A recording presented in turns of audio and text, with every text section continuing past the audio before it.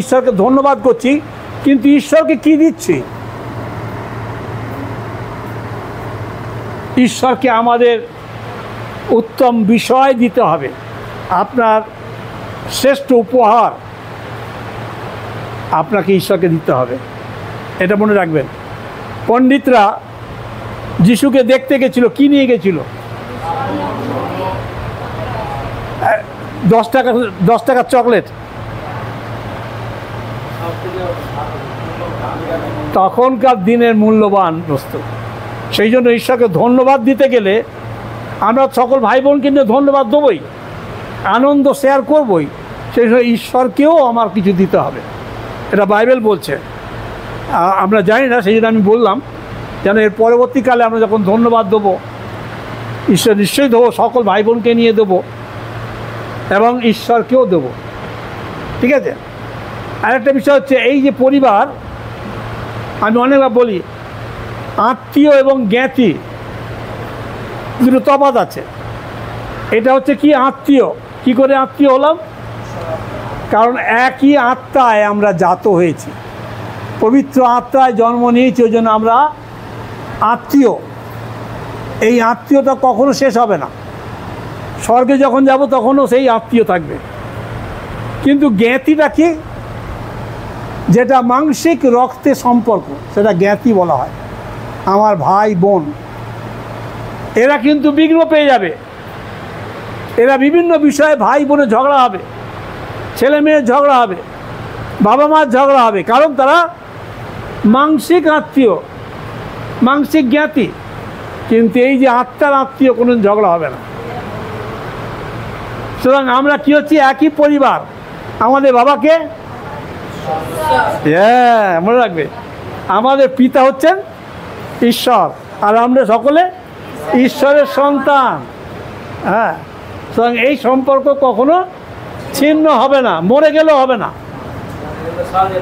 সেখানেও সেই থাকবে সম্পর্ক। আমরা এক ভাই বোন সেই বাবার ঘরে গিয়ে থাকবো, মনে থাকবে। এটা হচ্ছে আত্মীয়তা। আমরা অনেক সময় রং ইন্টারপ্রিট, আত্মীয় বলি, আত্মীয় নয়, জ্ঞাতি। আমার ভাই বোনরা জ্ঞাতি, কিন্তু আমার এই ছেলেমেয়েরা এরা আত্মীয়, একই আত্মা থেকে জাত, পবিত্র আত্মায় জাত হয়েছি আমরা। জাত মানে জন্ম নিয়েছি, পবিত্র আত্মায় জন্মেছি, ওই আত্মা একই সকলের, আমরা আত্মীয়। ঈশ্বর সাহায্য করুন আমাদের এই পরিবার যেন ক্রমশ বৃদ্ধি পায়, আমাদের পরিবার যেন ক্রমশ বৃদ্ধি পায়।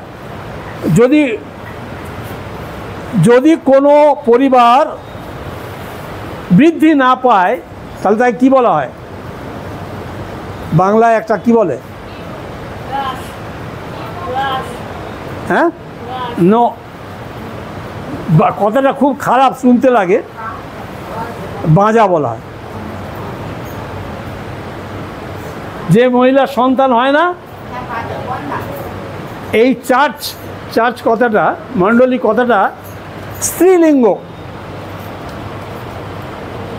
তোমরা এই এতগুলো ব্যাকরণ, আমি বাইবেল ব্যাকরণ পড়াবো না, তবু একটু জেনে রেখে দাও। ঈশ্বর হচ্ছেন পুংলিঙ্গ, চার্চ হচ্ছে স্ত্রীলিঙ্গ। এবং চার্চে যদি বৃদ্ধি না হয়, তাহলে সেই চার্চ কি হলো? মরা চার্চ, বাঁজা চার্চ। তা আমাদের যখন বৃদ্ধি হচ্ছে, তখন ঈশ্বরের আশীর্বাদ রয়েছে, আর আমাদের এই বৃদ্ধি ক্রমশ যেন হতে থাকে। সোকল চার্চ যাকে বলা হয়, আমরা ইংরেজিতে বলি মেন লাইন চার্চ, অর্থাৎ যারা আগে থেকে মণ্ডলী, পুরাতন বিশ্বাসী যারা, তাদের মণ্ডলীতে গিয়ে দেখবে বৃদ্ধি নেই। ওই আমার ছেলে আমার মেয়ে নিয়েই তারা করছে, বিরাট বিরাট অট্টালিকা, বৃদ্ধি নেই। সেটাকে মরা চার্চ বলা হয় বাইবেল কথা অনুসারে। আর আমি চাই আমাদের জীবন্ত ছেলেমেয়েরা মরা চার্চে যেন না যায়। মরাকে জড়িয়ে ধরলে কী হবে? মরাকে জড়িয়ে ধরলে সেও ভয়ে মরে যাবে। হ্যাঁ, সুতরাং আমাদের এই জীবন্ত চার্চে যেন আমরা থাকি এবং ক্রমশ বৃদ্ধি পাই। ঈশ্বর আশীর্বাদ করুন। আজকে একটা বিশেষ বিষয় আমরা শিক্ষা নেব। হ্যাঁ, তার আগে আমি কটা বাইবেলের অংশ প্রত্যেকের জন্য পড়তে চাইছি। প্রকাশিত বাক্য,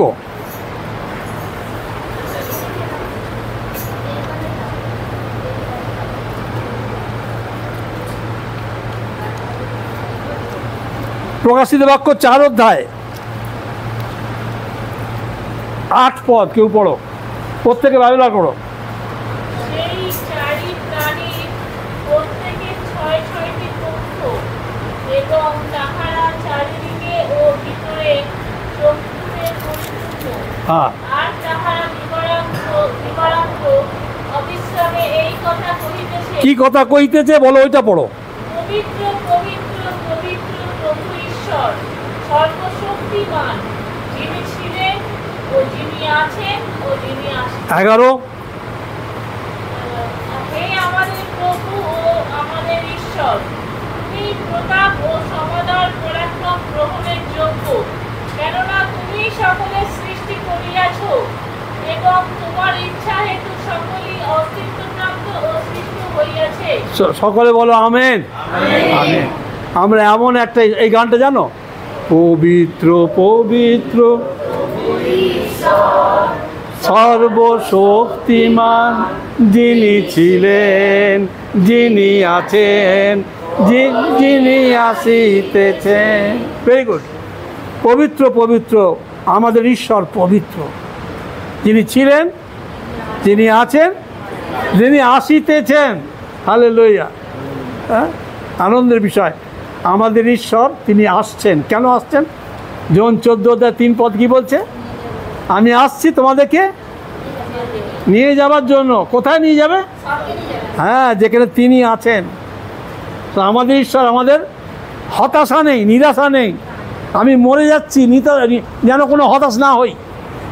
অনেকে রোগ হয়েছে, মরে যাচ্ছি, হু করছি, না না। হ্যাঁ, ছেলে মেয়েরা যখন, মেয়েদের বিয়ে হয়ে গেলে বাপ বাড়ি যাওয়ার সময় সব ব্যাগ গুছাচ্ছে, বাপ বাড়ি যাবে না, আনন্দ আছে না? তেমনি আমরা বাপের বাড়ি যাব। খ্রিস্টানদের আনন্দ হয় জন্য আমরা মরে গেলে গান গাই। আমার মায়ের সময় কী হচ্ছিল? গান গাওয়া হচ্ছিল না? হ্যাঁ, মরে গেলে আমরা গান গাই। কেন? বাবা কাছে যাচ্ছি, আনন্দের বিষয়, চোখের জল নয়, কিন্তু আনন্দের বিষয়। হ্যাঁ, আচ্ছা, আরেকটা পদ দেখি, 5 অধ্যায় 9 পদ। আর তাহারা এক নতুন গীত গান করে, বলে, তুমি ওই পুস্তক গ্রহণ করিবার ও তাহার মুদ্রা খুলিবার যোগ্য, কেননা তুমি হত হইয়াছিলে, এবং আপনার রক্ত দ্বারা সমুদয় বংশ ও ভাষা ও জাতি ও লোকবৃত্ত হইতে ঈশ্বরের নিমিত্ত লোকদিগকে ক্রয় করিয়াছ। হ্যাঁ, এবং 12 পদ।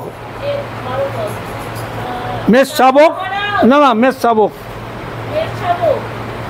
12 পদে, মেষ শাবক যিনি হত হইয়াছিলেন, তিনি পরাক্রম ও ধন ও জ্ঞান ও শক্তি ও সমাদর ও গৌরব ও ধন্যবাদ এই সকল গ্রহণ করিবার যোগ্য। সকল গৌরব, প্রশংসা, মহিমা গ্রহণ করার যোগ্য কে?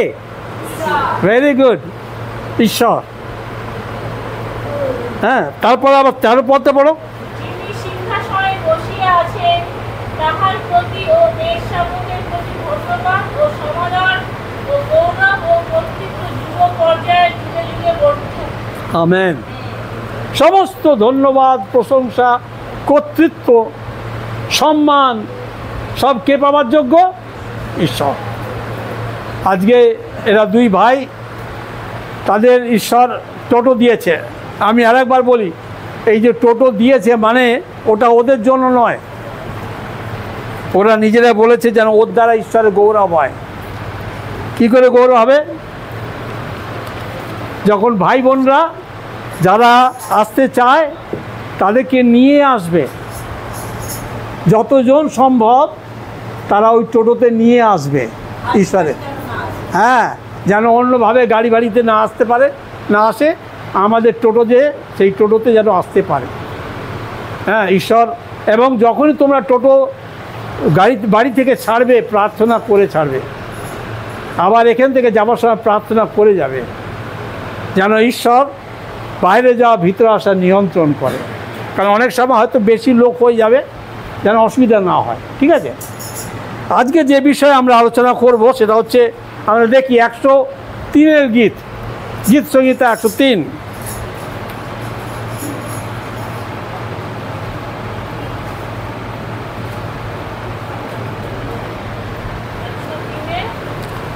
এক থেকে গীত দাঁড়াও, সকলে তুমি পড়ার আগে দেখবে সকলে বার করেছে কি না। গীত সংহিতা 103, 1 থেকে। আচ্ছা, আমি একটা পদ, তোমরা দ্বিতীয় পদ, আমি তৃতীয় পদ, তোমরা চতুর্থ পদ পড়বে। পেয়েছো? সকলে পেলে বলবে। 103 গীত সংহিতা।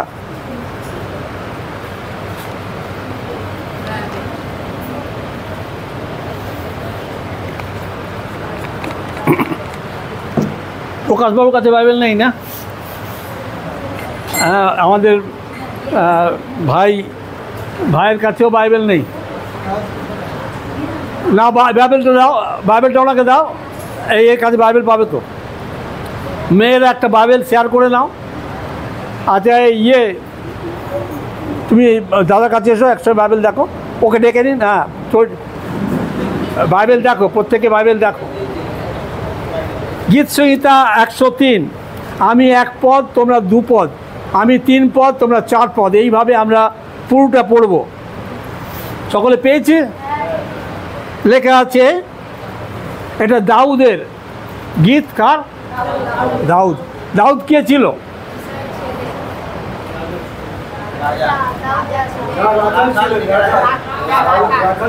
রাখাল ছিল, মেষ চড়াতো। আর তোমরা কেউ দেখেছো দাউদের বাঁশি দেখেছো না? যাক, আমরা দেখেছি মাটি দিয়ে করা, মাটি দিয়ে বাঁশি। যদি তোমরা ইন্টারনেট দেখে খুঁজে পাবে। হ্যাঁ, মাটি দিয়ে তার বাঁশি করা ছিল। আর তিনি ভালো গান গাইতেন, তাই এটা তার গান। তিনি ঈশ্বরকে প্রচণ্ড প্রেম করতেন, ভালোবাসতেন, শ্রদ্ধা করতেন।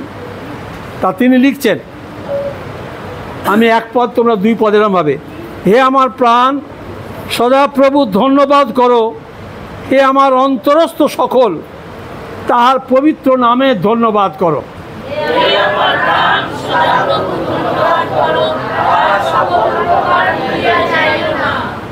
হে আমার প্রাণ, সদাপ্রভু ধন্যবাদ করো।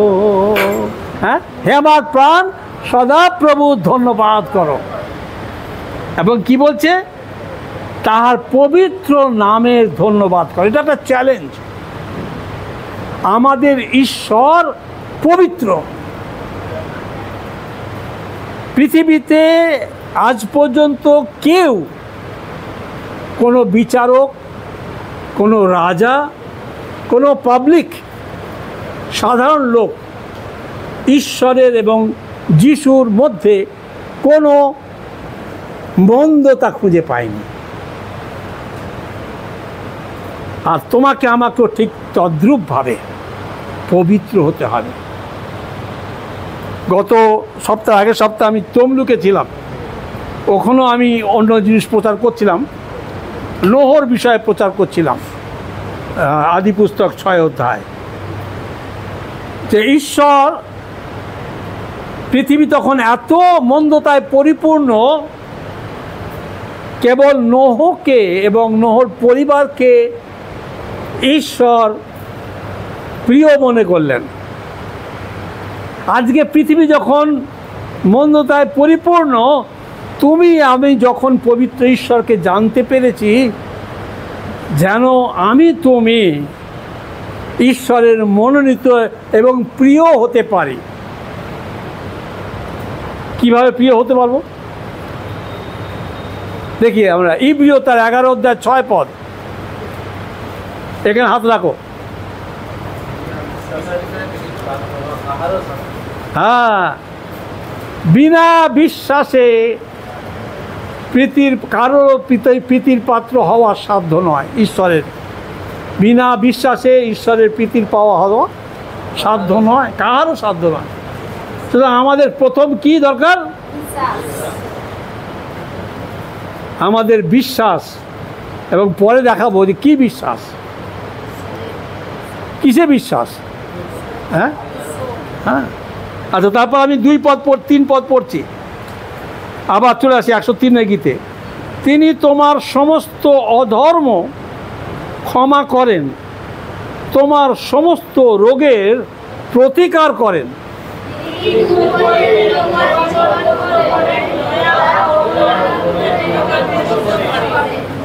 যখন আমি পড়ছি, আমরা পড়ছি, প্রতিটি ওয়ার্ডের মানে বোঝার চেষ্টা করব, তবে ওটা আমার কাছে জীবন্ত বাক্য হবে। নাহলে শুধুমাত্র যদি কী বলে রিসাইট করে যাই, মুখস্থ পড়ে যাই, কোনো লাভ হবে না। হ্যাঁ, এবার তারপর কী আছে 5 পদে? আমি পড়ছি, তিনি উত্তম দ্রব্যে তোমার মুখ তৃপ্ত করেন।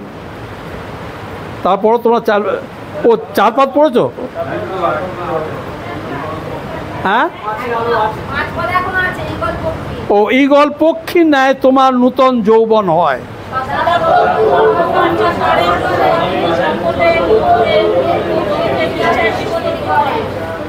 তিনি জানাইলেন মসিকে আপনার পথ, ইসরায়েল সন্তানগণকে আপনার কার্য সকল।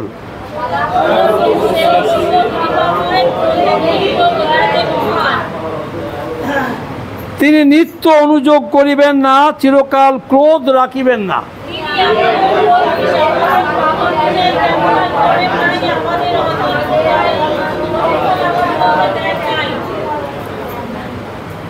কারণ পৃথিবীর উপরে আকাশমণ্ডল যত উচ্চ, যাহারা তাহাকে ভয় করে তাহাদের উপরে তাহার দয়া তত মহৎ।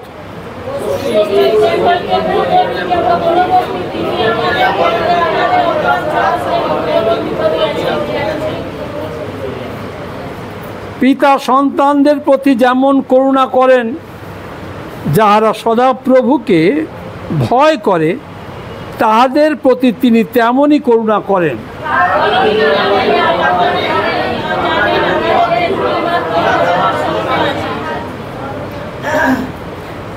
মর্ত তাহার আয়ু তৃণ সদৃশ্য, যেমন মাঠের পুষ্প তেমনি সে প্রফুল্ল হয়।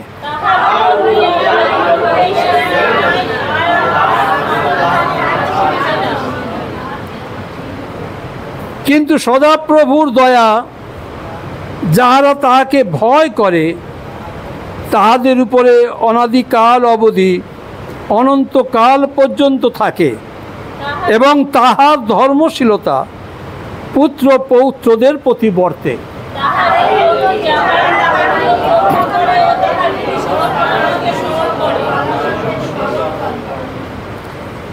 সদাপ্রভু স্বর্গে আপন সিংহাসন স্থাপন করিয়াছেন, তাহার রাজ্য কর্তৃত্ব করে সমস্তের উপরে।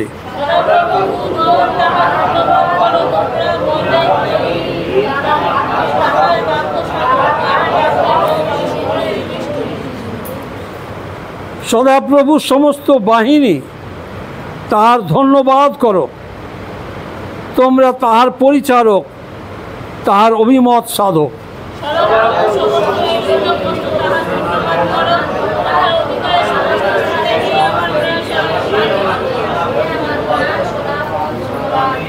আমেন।